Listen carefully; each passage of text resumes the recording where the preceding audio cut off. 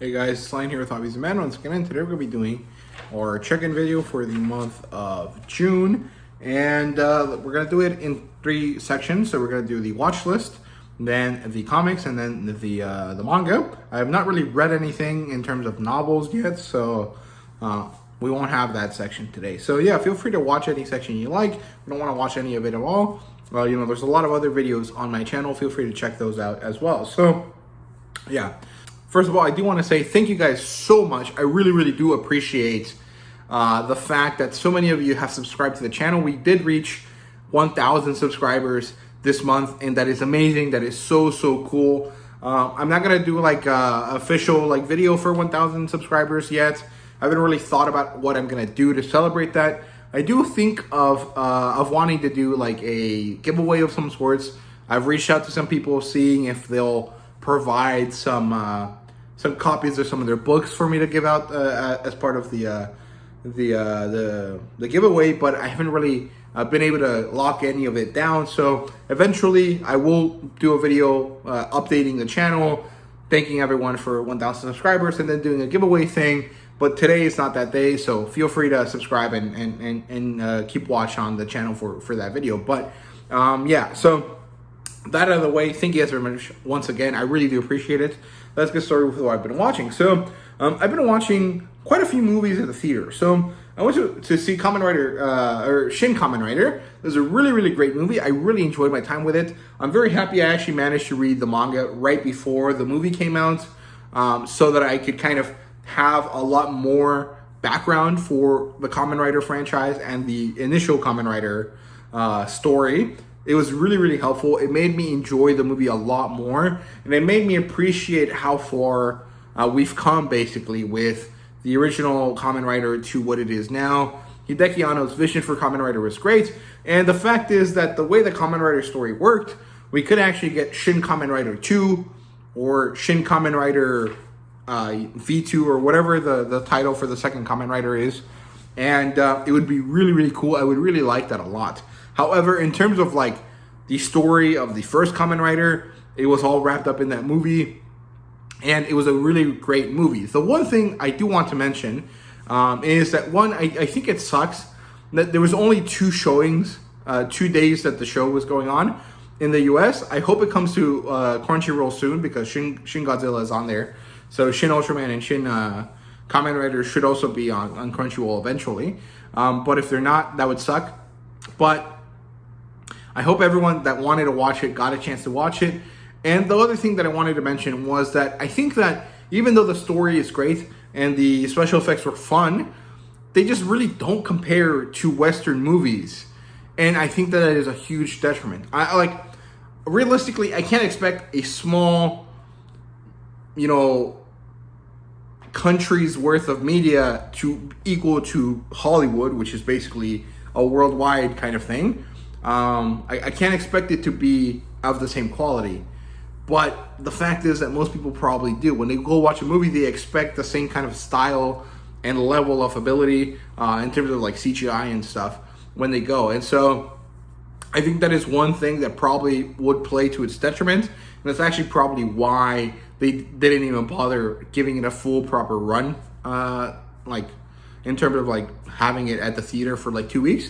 But that aside, the story was good and everything was really fun. Like the movie was really enjoyable. So yeah, then I watched Across the Spider-Verse. This was also a really good movie. I went with a bunch of people, including my sister, one of my roommates, and some of their friends. And it was a really great movie. I loved it so much. It was awesome. Honestly, looking back on it, I do feel it was a little bit long, but also I think that was because the story basically had like a moment where it could have ended, and then it had to keep going a little bit more to finish off the setup for the first part of the next movie. And so there's kind of a little bit of a stumble there, but otherwise it was amazing. It was so good. Miguel O'Hara looked menacing and insanely crazy, and it was really good. I really enjoy Miles' story. I really like the portrayal of family, like Hispanic families. In the movie, I really liked just about everything about this movie, and I'm very happy with having gotten the chance to watch it. So yeah, then I watched The Legend of Tarzan. I watched this at home. It's a movie from 2015. I bought it recently, and I watched it. It's not as good as I remember it being. It's not bad. And it's kind of interesting because it kind of takes the first 3 Tarzan novels and massages it into a possible story for Tarzan that kind of appeals to a broader audience. And I think it worked, but it's really not as good as what I think Tarzan on the big screen or on the little screen could look like. And I think that ultimately it's because Tarzan would be much better as a TV show than it would be a movie, like, ever, right?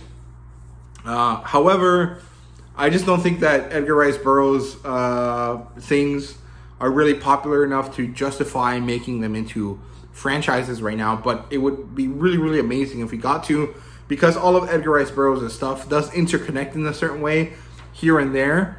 And having, like, the opportunity to have, like, a 10-season Tarzan show, a 7-season John Carter show, and, like, a 2-season Venus show, and then have all of them interconnect would be really, really cool. So I really wish that there was, like, something like that, or like a Pellucidar show at the Earth's core that would then connect with Tarzan. Like, I think it would just be so interesting and so cool. And the fact that it just probably never going to happen is really, really sad, because Edgar Rice Burroughs' works, Tarzan, John Carter, Tanar, you know, all of these characters are amazing and really interesting, and they would make really, really good television. It's just the time for them has kind of passed.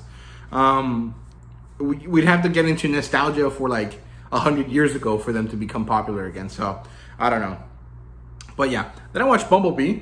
It was really, really fun. I really like this movie. I think I just watched it like 2 months ago, and I was not bored at all during the movie, and it was really, really good. I love it. It's really enjoyable. Then I watched Transformers: Rise of the Beasts. This one was awesome. Honestly, I'm thinking about going back to watch it on Tuesday again, because I just really, really liked it. I thought it was really, really good, and I really had a good time with it. The one thing I didn't love was the fact that they teased a connection with G.I. Joe, but like I mentioned in my review, I think it could work if G.I. Joe takes over instead of Sector 7.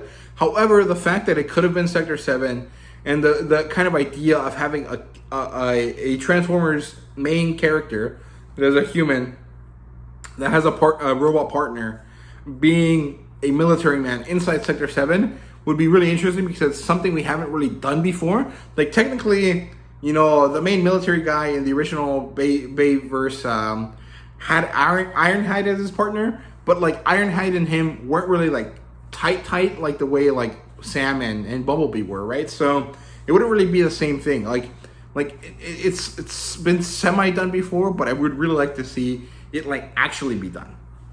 Like, you know, a main character being part of Sector 7, and maybe there's conflict between him and a new main character that is partners with RC or something, and the fact that, you know, they're a non-military person and Noah is a military person. Like, I think that there's a lot of ways that they could make it work, but I just don't like the idea of like forcing G.I. Joe to be carried by Transformers, because who gives a fuck about G.I. Joe, right? So yeah. And then last night I watched Homecoming, Spider-Man Homecoming, and it was a really good movie as well. It was a lot longer than I remember it being, but it was enjoyable. I quite liked it. And I've had a really, really good time with what I've been watching lately. And here soon I'm probably going to start watching the second part of the first season of The Witch from Mercury, because I've been letting a lot of episodes build up, and I think it's about to end, or it just ended. So I'm very excited about that. So there you go. That's what I've been watching. Let's start with looking at what I've been reading in terms of comic books. So in terms of digital comics, I actually ended up reading Action Comics 1050 to 1054, 1055, and Superman 1 through 4. This is the Dawn of DC run of the comics, and they're really, really good, actually. I really enjoyed them. I'm going to do a video just talking about them separately, but the main story in Action Comics is really, really good. The Supergirl story in Action Comics was not that bad. I kind of enjoyed it. And the Lois and Lane story in Action Comics was also really, really good. The only one I didn't really care about was the Steel story. I just don't care. And it was a lot of talking and not enough like interesting stuff happening. But it's all kind of set up for all of the stuff that's going on with Superman here soon. And in terms of Superman 1 through 4 were really, really enjoyable. I'm not a Superman guy. Like, I'm not really interested in the character all that much. I mean, I really, really liked Man of Steel when it came out. and I watched a few episodes of Smallville here and there. But like Superman's never been my go-to superhero. If it was ever one of the DC guys, it was probably Green Arrow because of the CW show. And I was more of a Marvel guy. But Superman, this new run is really, really good. I quite like it. And I think the same guy, Joshua Williamson, is the guy that's also writing Green Arrow. And I really like the Green Arrow run as well. So overall, the DC comic books that I've read this month have been really, really good. So there you go. Let's move on to the physical stuff here. So first of all, we have the Rocketeer. This is a one-shot. I didn't really end up caring all that much for it, but I just wanted to check out what the Rocketeer is about because I've heard a lot of people talk about it, and I think there's a movie about it, so maybe I'll watch that.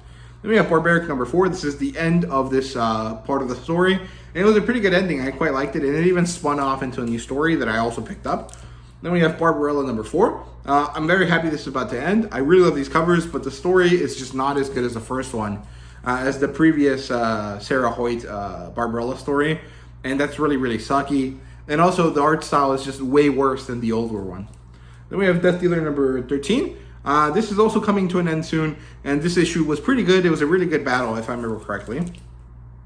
Dark Knights of Steel number 11. This is also coming to an end soon, and I really like what's going on here. Although I feel like the middle section of the story was kind of slow. It didn't really work that well for me, but it eventually kind of came back, and I'm very happy with where it is now. We have Mothman number 1.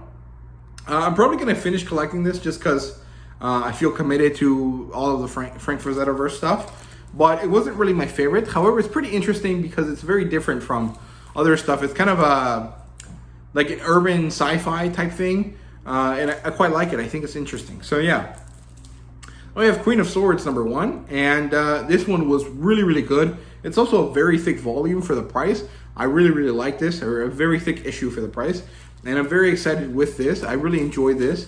It's much better than the Harvest Blades spinoff. And I'm curious about the Nicholas Ames spinoff that's coming here soon. So there you go. That's the physical comics. I didn't really talk too much about them because I really feel like I want to focus on doing that at the end of the month. And I didn't want to have to repeat myself too much, right? So yeah, that's it for the comic books then. Let me get the manga and I'll show you what I've been reading in terms of that as well. Okay, so I read Record of Ragnarok number 6, which is pretty good. Like I said, though, previously, I don't really care about Jack the Ripper, so it wasn't really my favorite, but it wasn't too bad. Like, I enjoyed it. Then I read My Dress Up Darling number 8. I love this issue, or this volume. I really, really liked it. I thought it was really, really good. I'm very happy with where it went. Then we have Demons of the Shadow Realm. This one was pretty good. It's pretty interesting. This is the first Hiromu Arakawa novel or manga that I actually enjoyed. I didn't really care for any of the other ones, even though they're like supposed to be really, really good. They didn't end up appealing to me at all, which kind of sucks, but also it's just kind of how it goes, right? Then we have Horimiya number 1. Quite like this one as well. It's really, really fun, very cute, but I'm not going to continue collecting it at this moment. I'm going to leave it for later on in my collecting journey, right? Then we have Dark Gathering number 1. This one was good, but it's just really not my speed. It's not really my vibe, so I'm not going to collect this anymore. I'm probably going to give this away or sell this at the end of the month. But it was enjoyable. It's just not really my vibe because it's kind of like a little bit too interested in the horror aspect, and horror is just not something that works for me, that I'm interested in. And then we have Boys Abyss, which is kind of this psychodrama thriller type thing, and I really, really liked it. I thought it was really, really good. I had a good time reading this. I really liked the art style. The one thing I want to complain about is that this is a signature book, and it doesn't even have any color pages at all, and that is very, very shitty. Like, dude, Viz, you guys are charging more for volumes now. Just give us color pages in everything, not just some things. Like, come on, dude. You can't charge me premium prices and then not give me premium quality stuff, right? So, I don't know.